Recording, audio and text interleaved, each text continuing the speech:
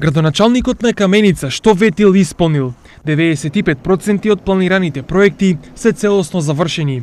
Ова го истакна Митевски при отчетот за неговото работење во изминативе 4 години. Во интерес на граѓаните, многу пари овој период се вложени во подобрување на улиците и патиштата во општината.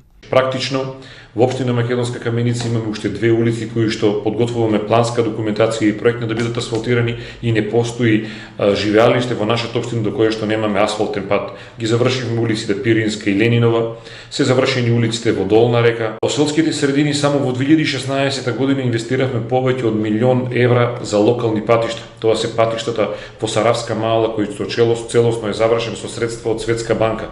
Патот до Перчачка мала во село Моштица кој исто така целосно е завршен.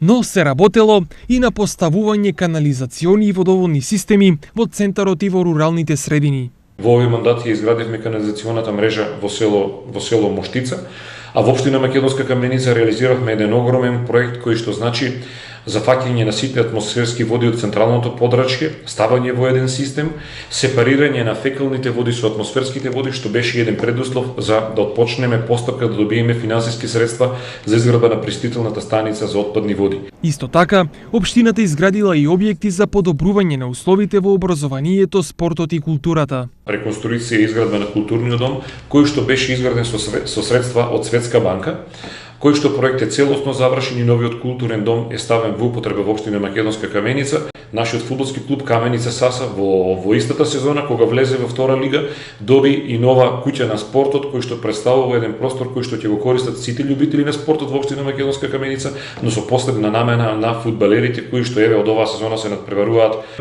кој чисто одржување и спонзорство е од општина Македонска Каменица и од рудникот Саса.